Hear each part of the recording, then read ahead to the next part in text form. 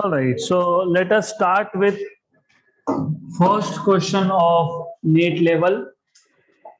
So today we are going to start with questions of NEET level. Question number 2, question number 1 we have already done in previous classes. That is why we are not taking it here again. Following figure shows the arrangement of bar magnets in different configurations. आपके पास दो बार magnet है and you have different configurations here. Each magnet has dipole moment m bar. तो हर एक magnet का dipole moment है m बार basically. तो यहाँ पे दो मैग्नेट है, magnet number 1 and 2, right. Which configuration has highest net magnetic dipole moment? आपको ऑलरेडी इसका पता है, ये हमने सॉल्व किया था. This was, if you remember, root to m. इसका पता है लेकिन उसका पता नहीं, इसका भी पता नहीं. तो you should know that dipole moment is a vector quantity or resultant of two vectors is given by, you should know, resultant of two vectors under root of m1 square plus m2 square plus 2m1 m2 cos of angle between the two vectors. So cos of theta, m1 square plus m2 square plus 2m1 m2 cos of theta. ये पता होना चाहिए directly. तो जो last time हमने question solve किए थे, मैंने इंटेंशनली आपको दूसरे मेथड्स बताए थे. अगर आपको याद होगा तो हमने वहां पे इन टर्म्स ऑफ लेंथ, मतलब distance between the two poles, ऐसा सॉल्व किया था. That was method number 1. वो कब वर्क करता है? जब 90 डिग्री ऐसा ओरिएंटेशन हो तब, right. But this formula will work for all the orientations. पहले केस में एंगल है 90, theta is 90. If theta is 90, तो you see m1 square is m, m2 square is also m, क्योंकि m1 m2 की value same है. तो m square plus m square 2m square plus cos of 90 is 0. तो 2m square root two m. तो यहाँ पे पहले case में नेट मोमेंट आपके पास आ जाएगा under root of 2m. m is outside the root, क्योंकि under root of 2m square है, वो m स्क्वायर को बाहर निकाल लिया. यही आंसर था, if you remember. Okay, then इस केस में you should know, wait, you should know one thing. Dipole moment का direction is from north to south, north to south 180 degrees. So theta in the first case is 90, whereas theta in the second case is 180. यहाँ पे गलती हुई तो गए. और याद रखना, मैं अभी से बता देता हूँ, अगला क्वेश्चन आने से पहले, आगे 2-3 क्वेश्चन के बाद और एक क्वेश्चन आएगा, वहां पे एक ही मैग्नेट होगा और एक्सटर्नल फील्ड होगा. यहाँ पे दो मैग्नेट है, इसलिए आप बोल रहे हो कि पहले का जो डायपोल मोमेंट है वो टुवर्ड्स पॉजिटिव एक्स है, दूसरे का टुवर्ड्स नेगेटिव एक्स, और एंगल इज 180. याद रखना, एक्सटर्नल मैग्नेटिक फील्ड में एक मैग्नेट होना is not the same. What I am saying is, अगर मेरे पास एक एक्सटर्नल फील्ड है, ये नॉर्थ पोल है, ये साउथ पोल है. अगर मेरे पास इसमें एक बार मैग्नेट है, if I have a bar magnet, तो मोस्ट स्टेबल कॉन्फ़िगरेशन, आपको याद होगा मोस्ट स्टेबल स्टेट में क्या होता है? If you remember, in most stable state what happens is north of the magnet points towards south of external field and south points towards north, right. How much is the angle between field and dipole? 0. That is why I told you, external field में एक magnet का case अलग है. ये दोनों magnet वहां पे हम सेट करते हैं, हम बोलते हैं equilibrium state, most stable state, angle is 0, और उल्टा रहेगा तो 180. तो कंफ्यूजन मत क्रिएट करना. External magnet in most stable, sorry, magnet, bar magnet in external field in most stable state angle is 0, और उल्टा मोस्ट अनस्टेबल में एंगल इज 180. तो do not get confused. Then यहाँ पे थीटा आपके पास है 180 सेकेंड केस में, तो m1 स्क्वायर मतलब m स्क्वायर, m2 स्क्वायर मतलब m square, m square plus m square 2m square plus 2m1 m2 मतलब 2m स्क्वायर और cos ऑफ 180 -1, तो 2m square minus 2m square 0, तो यहाँ पे नेट आ जाएगा आपके पास 0। Clear? m square plus m square 2m square, ये भी 2m स्क्वायर लेकिन cos of 180 is -1, 2m square minus 2m square 0, तो net is 0। In this case angle is 30। अब m square plus m square 2m square, cos of 30 is √3/2, √3/2 याद रखना √3/2। तो एक काम करता हूं, थर्ड केस का मैं यहाँ पे लिख के दे देता हूं आपको, so that you will not get confused while solving. तो यह आएगा आपके पास केस नंबर सी का m नेट आएगा आपके पास √m square plus m square plus 2m1 m2 मतलब m square cos of 30 that is √3/2, cancel and cancel, तो ये आ जाएगा आपके पास 2m square plus √3m square, दोनों टर्म में से m स्क्वायर कॉमन और वो रूट के बाहर मतलब बाहर आएगा m, और ये आएगा 2 प्लस √3, और √3 रूट के अंदर ही है वो। गुड, तो ये आपके पास आ गया यहाँ पे, दिस इज m √2 प्लस √3 60। जब आप यहाँ पे 60 डालोगे तो सिर्फ यहाँ पे √3/2 की जगह पे 1/2 होगा और 60 half, 2 cancel, m square 3m square मतलब √3m, टोटल √3m, तो यहाँ पे आ जाएगा टोटल √3m, करेक्ट। अब आपको पूछा है highest, look √2m is 1.414, this is equal to 1.732, look here, this is 1.732, okay, 1.732 plus 2 3.732, उसका root greater than this one, right, तो इससे ज्यादा आएगा तो सबसे ज्यादा किसका आएगा? फिगर सी, लेकिन answer A, okay, answer is a, done.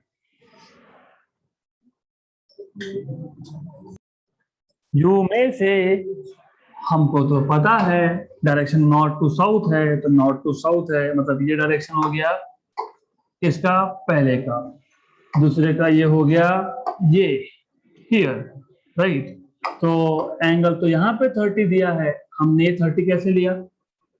Vertically opposite है वो, तो यहाँ 30 मतलब ये भी 30, राइट, तो angle is 30 here between two dipoles and 60 there, right, तो करेक्ट है, nothing is wrong.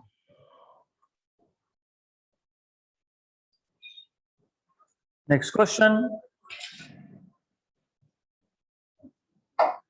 a bar magnet is held perpendicular to uniform magnetic field if the couple acting on the magnet is to be halved by rotating it, then the angle by which it is to be rotated is। पहले question को समझ लो, a bar magnet is held perpendicular, तो पहले मैं external magnetic field दिखा देता हूँ, this is external magnetic field, ये आपके पास एक्सटर्नल फील्ड है, and the bar magnet is held perpendicular to this, so you have a bar magnet which is held perpendicular, something like this, ऐसा है, okay. Then आगे ये बोला है आपको, if the couple acting on the magnet is to be halved, इस पे couple act होगा, कपल मतलब टॉर्क होगा ना एक्ट, क्योंकि ये external field is from north to south, this is north pole, this is south pole, so this pole will be attracted here and this will be attracted here, so there will be two forces, so there is couple acting on this, तो अगर ये जो torque act हो रहा है it is to be half करना है उसका, तो आपको पूछा है the angle by then the angle by which it is to be rotated, कितने एंगल से रोटेट करना पड़ेगा ऐसा आपको पूछा है। सबसे पहले do you remember equation for couple, mu B sine of theta, torque acting is mu bar cross b bar, that is mu b sin theta, where mu is dipole moment. किसका dipole moment? Bar magnet का dipole moment. What is b? external field. तो formula तो याद होना ही चाहिए। Then हमने bar magnet को change किया नहीं, हमने इसका लेंथ चेंज किया नहीं, क्योंकि म्यू डिपेंड करता है पोल स्ट्रेंथ पे, क्यूएम पे, और length between north and south. हमने कुछ चेंज नहीं किया तो म्यू क्यों चेंज होगा? नहीं होगा। हमने फील्ड चेंज किया एक्सटर्नल नहीं, मतलब torque depend on sine of theta, मतलब tau 2 by tau 1 is sine of theta 2 by sine of theta 1। But they are telling you torque को क्या करना है, आपको हाफ करना है। तो tau 2 by tau 1 is half, tau 2 by tau 1 is half, तो ये यहां से लिखोगे half equal to sine of theta 2 upon sine of 90, क्योंकि इनिशियल एंगल बता दिया इज हेल्ड परपेंडिकुलर, मतलब इनिशियल एंगल इज 90, तो आपको ऑलरेडी इनिशियल एंगल तो पता ही था, तो you already knew that initial angle theta 1 is 90। What is sine 90? 1। तो you have sine theta 2 as half, मतलब बेसिकली थीटा 2 एज 60 की 30, हाफ का पता है साइन का वैल्यू 30 डिग्री, राइट? आंसर गलत, आंसर बी। क्यों? क्योंकि उन्होंने पूछा है look what they are asking you is, अगर आपको टॉर्क हाफ करना है तो कितने एंगल से रोटेट करना पड़ेगा। पहले 90 था इनिशियल एंगल, अब 30 है, तो कितना रोटेशन हुआ? 60। Initial angle was 90, final angle is 30। यहाँ पे ये रोटेशन एंगल नहीं होता है, ये एंगल होता है, it is not rotation angle. So angle by which it is to be rotated, angle by which the magnet is to be rotated, the magnet needs to be rotated, needs to be rotated is final initial angle minus final angle, 90 minus 30, that is 60। मैं वापस बता देता हूं, initial torque जो है वो tau 1 है, और टॉर्क डिपेंड करता है एंगल पे, साइन ऑफ थीटा पे, राइट? अब आपको बोला है टॉर्क को हाफ करना है तो कितने से रोटेट करना पड़ेगा। ये नहीं पूछा कि टॉर्क को हाफ करना है तो फाइनल एंगल कितना होना चाहिए। तो you have found out final angle, initial was 90, final is 30, तो कितने से रोटेट करोगे? 90 माइनस 30, 90 से 30 पे लाने के लिए कितना रोटेशन होगा? 60।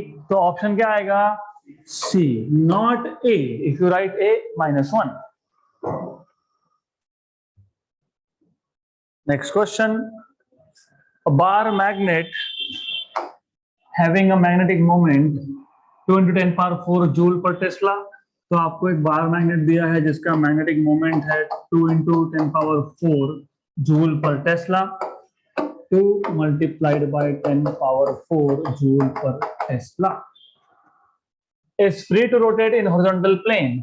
A horizontal magnetic field of 6 × 10⁻⁴ Tesla exists in the free space.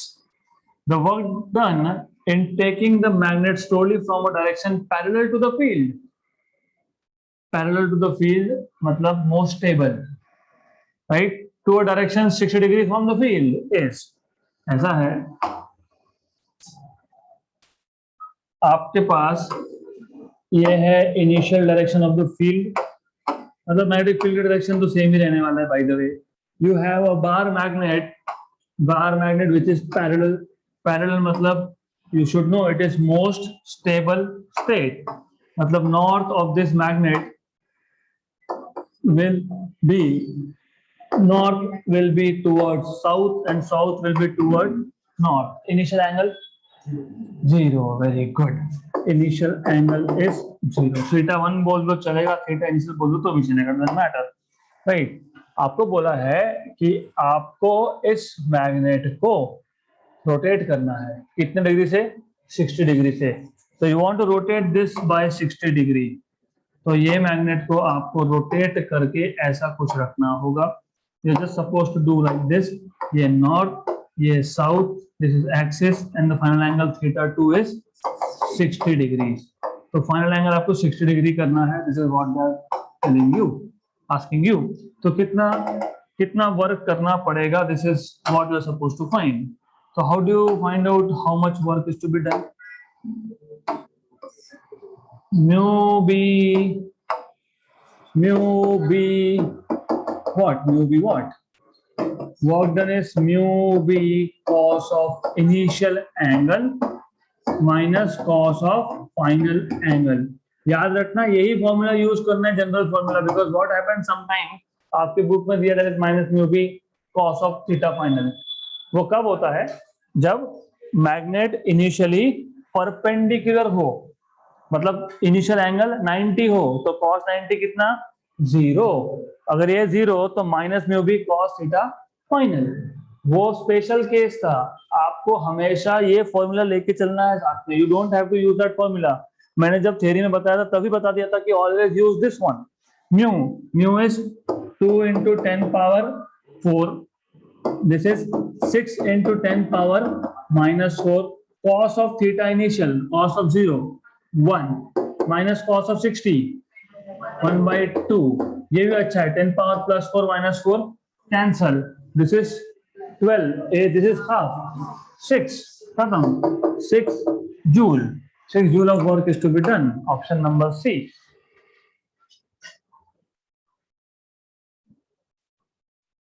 Next question. A short bar magnet of magnetic moment 0.4 joule per Tesla is placed in a uniform magnetic field of 0.16 Tesla. तो आपके पास एक short बार magnet है जिसका moment आपको दिया है 0.4 joule per tesla. It is placed in a magnetic field of 0.16 tesla. तो field value is 0.16 Tesla. The magnet is in stable equilibrium. When the potential energy is,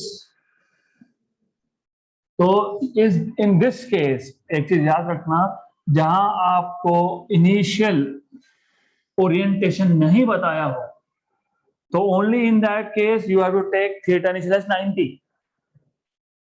जब आपको इनिशियल एंगल नहीं बताया है, ओनली इन दैट केस, यहां पे बताया था कि पैरेलल था मतलब एंगल 0 था।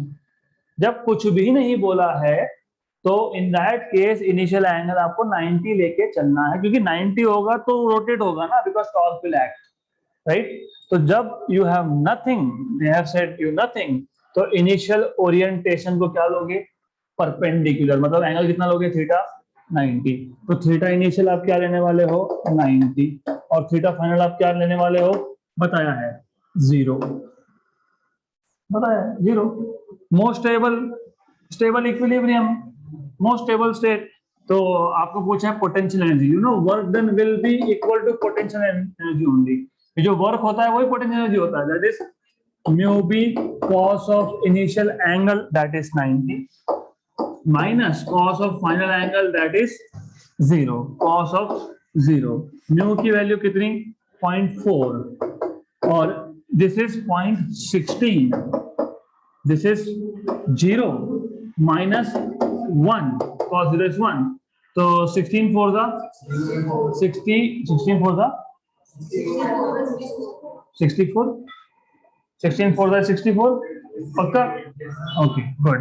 तो this is 64 और यहाँ पे 10 power minus 1 और 10 power minus 2, तो total 10 power minus 3 with a negative sign, negative 0.064, option number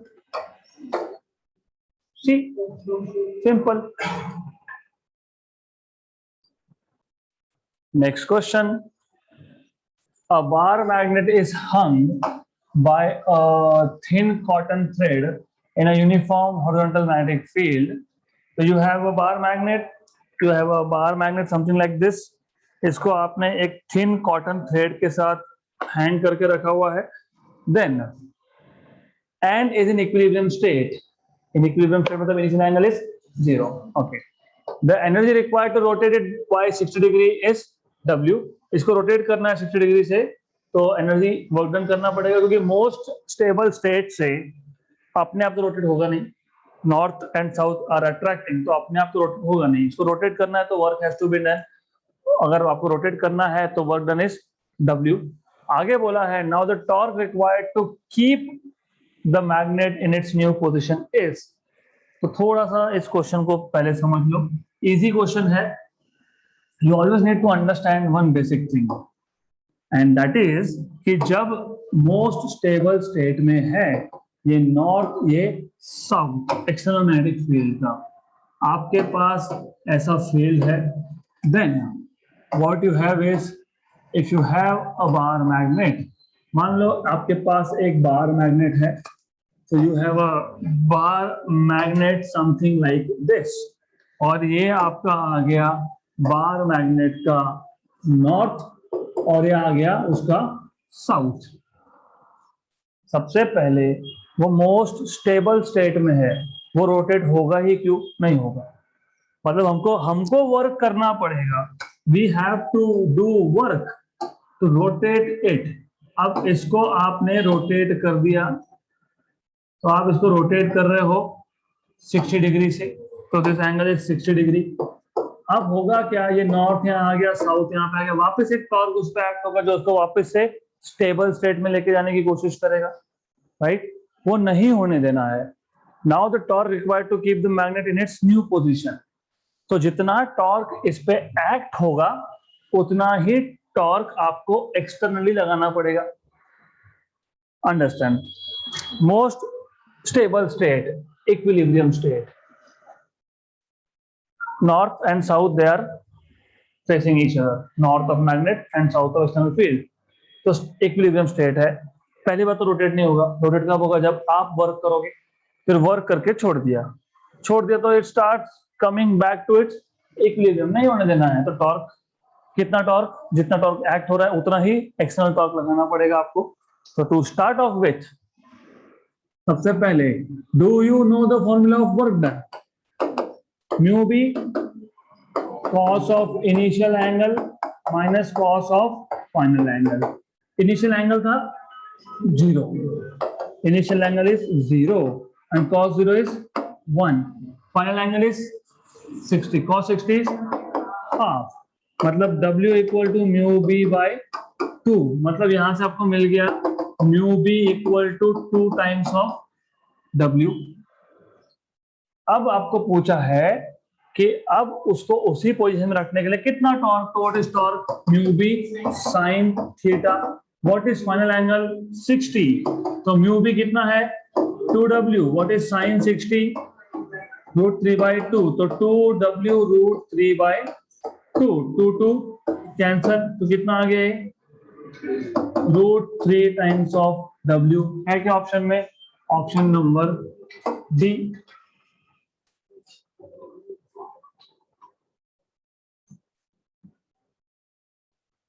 next question. A bar magnet is oscillating in the Earth's magnetic field with a period t. What happens to its period and motion if its mass is quadrupled? आपके पास एक bar magnet है, just like this water bottle. It is rotating, it is oscillating in Earth's magnetic field. So do you remember what is the time period equation for a rotating, oscillating, vibrating bar magnet?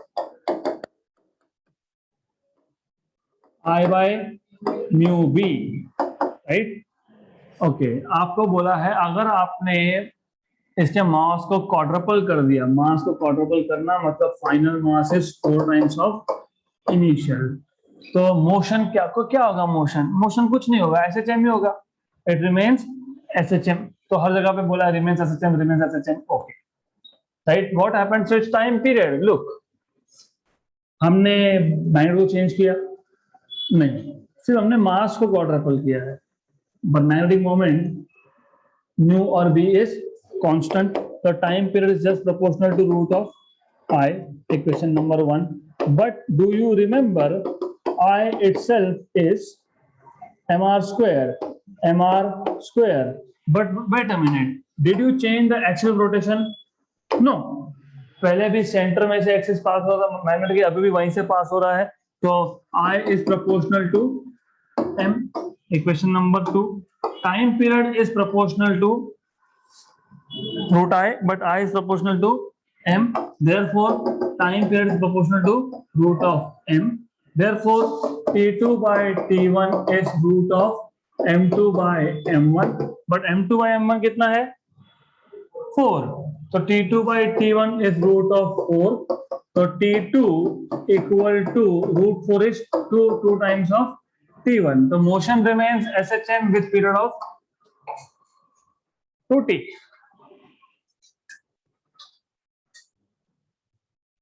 Next question. A bar magnet has a magnetic moment equal to 5 into 10 power minus 5 Weber meter. It is suspended in a magnetic field which has induction equal to 8 pi into 10 power minus 4.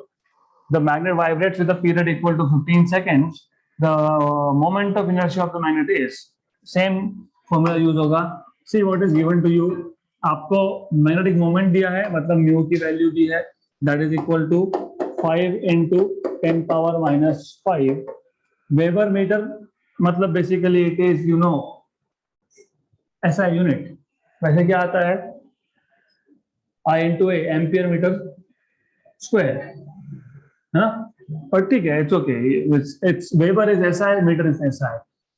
It is suspended in a magnetic field of induction value 8 pi into 10 power minus 4 Tesla. Okay, that is also SI unit.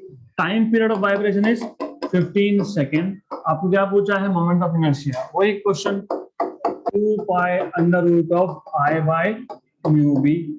So squaring on both sides, t square equal to 4 pi square I upon mu b. आपको पूछा है I, तो I is t square mu b upon 4 pi square. तो t square is 15 का square 225. So t square is 225 into mu value is 5 into 10 power minus 5 into b is 8 pi into 10 power minus 4 upon 4 pi square. एक और एक गया, 1 जा और 2 जा, 2 into 5 is 10, 10 और 10 power minus 5 is 10 power minus 4 और 10 power minus 4 is 10 power minus 8, 10 power minus 8. Okay, वापस बता देता हूं मैं. 5 into 2 is 10, 10 into 10 power minus 5 is minus 4, 10 power minus 4 minus 4 minus 8. अब ऊपर सिर्फ बचेगा आपका 225 upon 5. यहां तक भी किया तो ये क्वेश्चन सॉल्व होता है. क्यों? क्योंकि लुक, सिर्फ एक ही ऑप्शन में 10 पावर माइनस 7 है, बाकी कहीं पे भी 10 पावर माइनस 7 है नहीं, तो 10 पावर माइनस 7 आएगा. बाकी सब में तो 10 पावर माइनस 1 भी नहीं दिया है, तो option number D. But wait, we will do calculations, of course we will do. और एक चीज है, 225 by pi, pi is 22 by 7, तो 22 by 7 roughly 1 जा and 10 जा, approximately into 10 power minus 8. 70 into 10 power minus 8 is 7 into 10 power minus 7. 7 into 10 power minus 7. 7.16 into 10 power minus 7. Okay, so that's it for today. We will stop at this question.